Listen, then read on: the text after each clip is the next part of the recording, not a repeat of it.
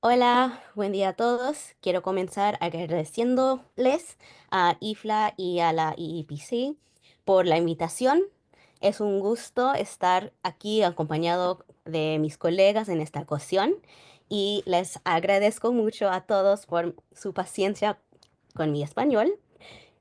Mi nombre es Lorena Ramírez López, como comentó Natalia, soy de Nueva York, soy una archivista especializada en preservación digital, específicamente de materiales audiovisuales y colecciones de la web, y trabajo como ingeniera de soluciones en Web Record. Muy rápido explico qué es Web Recorder. Es una compañía que provee servicios de archivado web, desarrollamos herramientas de código abierto especializadas en la creación y reproducción de archivos web. Una de nuestras prioridades es asegurar que las capturas sean de alta fidelidad para poder preservarlas a largo plazo. Nuestras herramientas son gratuitas.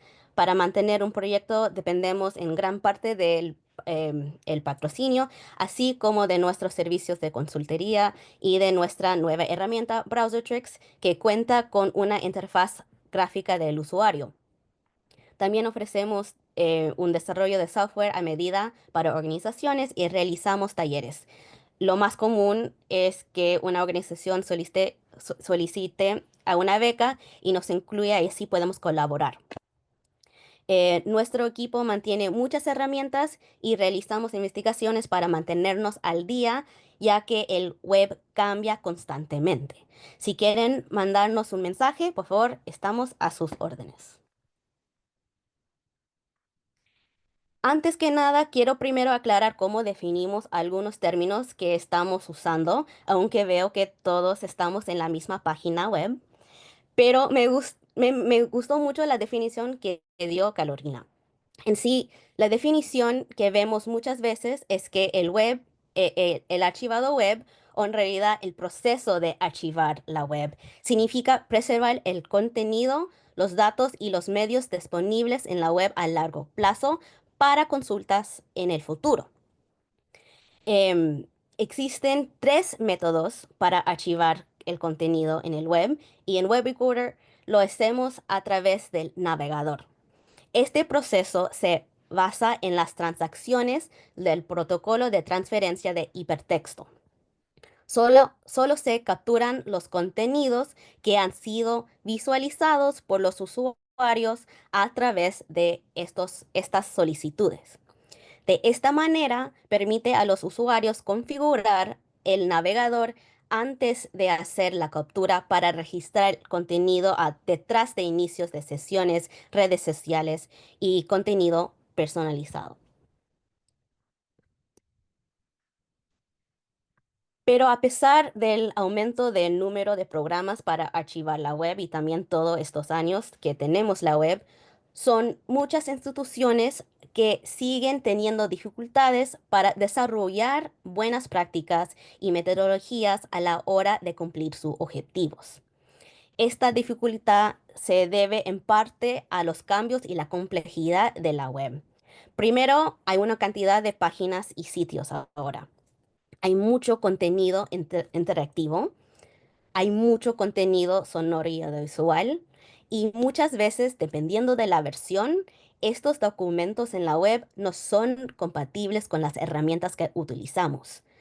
Hay muchos factores que contribuyen a esta evolución y también complican nuestra misión como archivistas. Y podemos ver esta evolución. Comenzamos con la web 1.0, la primera que solo se podía consumir contenido en ella. Se trataba de información a la que se podía acceder, pero sin posibilidad de interactuar. Es la forma más básica que existe de navegadores de solo texto. Después sigue la web 2.0, la web social, porque aquí contiene los foros, los blogs, los comentarios, las redes sociales. Permite no solo leer la información, sino también compartirla. Y al final, por ahora, la web 3.0. Es conocida como la web semántica porque utiliza de forma más eficiente de los datos. Esta web son aplicaciones web conectadas a otras aplicaciones web. Mientras la web 2.0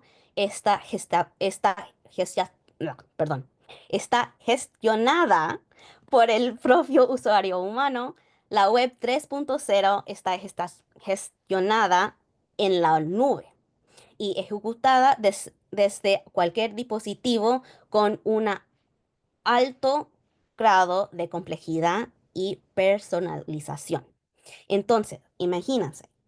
La web 1.0 era totalmente estática. En realidad, el código no cambiaba.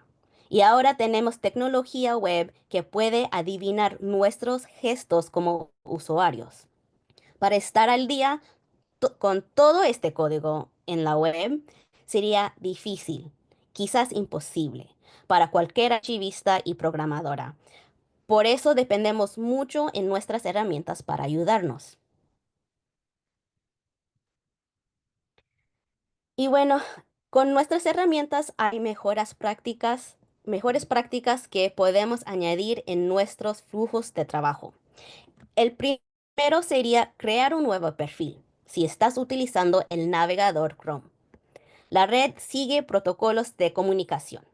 Estos protocolos de red son estándares y políticas formales que definen una transmisión de datos. Y este intercambio de datos, que son paquetes de información, es entre dos participantes, el cliente, que sería nuestra computadora, y el servidor. La web se basa en consultas que hace un cliente, normalmente de un navegador web, a un servidor a través de un protocolo de comunicación llamado HTTP, que es el protocolo de transferencia de hipertexto. El servidor recibe esta petición y tiene que procesarla por un lenguaje de programación. Tal vez tiene que consultar alguna base de datos. Si ese servidor no encuentra la dirección en su cache, como que sería su libreta de números, inicia otra sesión de HTTP con otro servidor para encontrarlo. Entonces, toda esa información está acumulando y afectando su búsqueda. Por eso pasa que si visitan una página de zapatos, después les aparecen 1000 anuncios de ofertas en tiendas de zapatos o algo similar. Usar un nuevo perfil de Chrome es como tener un nuevo comienzo para sus datos de navegación y cache, lo cual puede tener un impacto positivo en la gestión de datos y el rendimiento de la navegación. También se recomienda crear un perfil por cada red social porque afecta la navegación y si algo ocurre, sus datos personales no estarán afectados ni su cuenta, que ya ahora plataformas como Instagram y Facebook pueden bloquearles el acceso. Y bueno, esta práctica es muy sencilla y todos pueden hacerlo ya. Parece obvio, pero simplemente hagan una lista de los sitios web que quieren rastrear. Por lo mínimo deberían obtener el título, que es el nombre que aparece en la pestaña de su navegador, y la URL del sitio.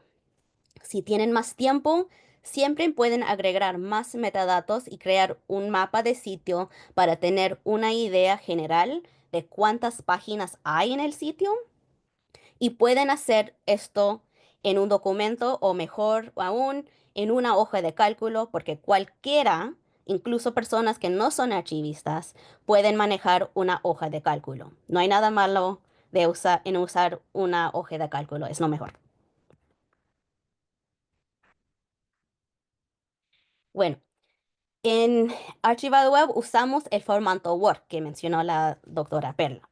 Este formato ofrece una convención para concatenar varios registros de recursos, es decir, los objetos de datos, cada uno de los cuales consta de un conjunto de encabezados de textos simples y un bloque de datos arbitrario dentro de un archivo largo. Lo único es que los archivos Word pueden volverse muy grandes y difíciles de manejar. Aquí se recomienda usar WAXI, que es Web Archive Collection Zipped, que es literalmente todos sus archivos Word comprimidos para que sean portátiles y se puedan buscar. Los archivos Word siguen estando adentro. Todas las herramientas de Web Recorder permiten tener archivos Word dentro de estos archivos comprimidos, de modo que puedas descargarlos, amenizarlos en sus propios repositorios y las herramientas pueden reproducirlos. Es considerado un formato de preservación por muchos, incluyendo la Biblioteca del Congreso en los Estados Unidos y la Biblioteca Nacional de Noruega.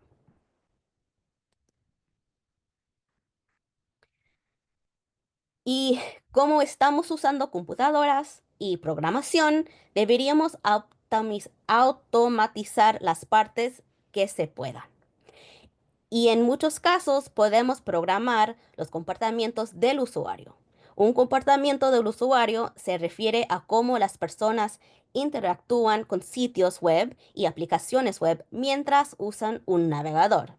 Son los clics, ese desplazamiento hacia abajo y arriba en una página, los envíos de formularios, patrones de navegación. Aquí vemos el scroll infinito donde tengo que llegar al final de la página para que el navegador pueda solicitar más contenido al servidor que sea Instagram para em, mostrarnos más contenido. Esto es posible con herramientas de Web Recorder, pero también Chrome tiene herramientas que nos pueden ayudar a automatizar estos gestos. Y una parte del flujo de trabajo que es difícil de incorporar por falta de tiempo y recursos es el control de calidad. Esta parte tiene que ser programada por alguien. Hacerlo manualmente toma mucho tiempo y pueden ocurrir errores humanos. Por eso voy a mencionar que en BrowserTricks programamos esta función adentro de la herramienta y ahora pueden automatizar el control de calidad dentro de su flujo de trabajo.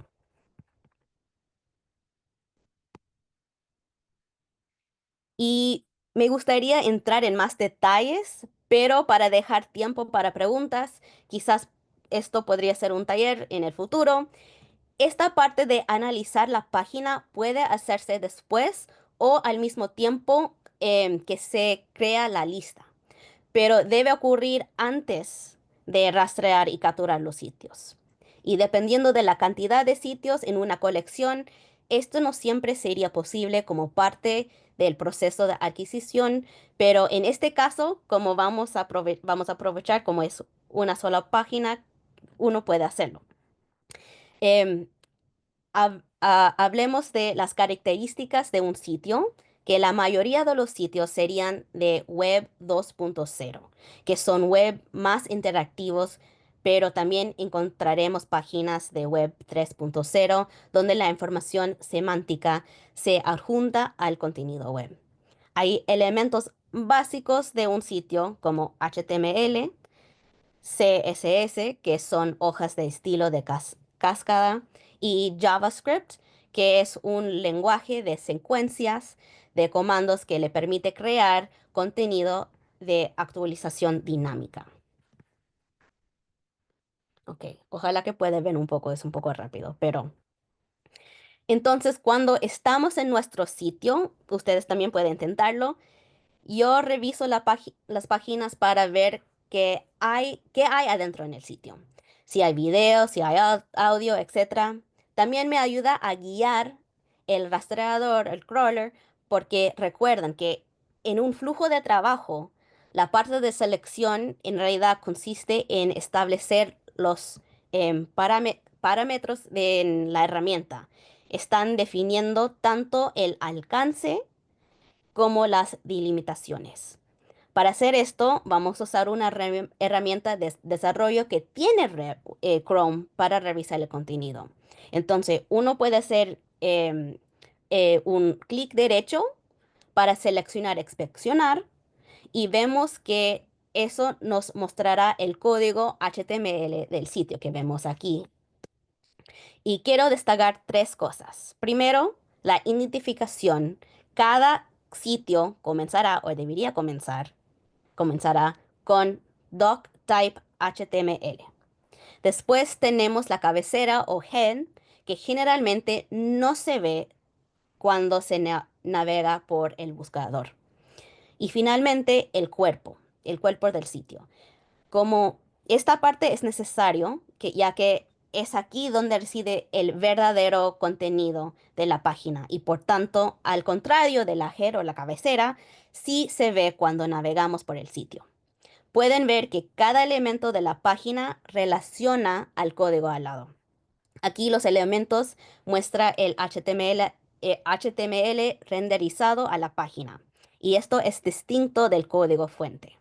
Y ya se me acabó de tiempo, pero tal vez podemos ir más allá con las preguntas, cómo hacerlo en su navegador. Gracias.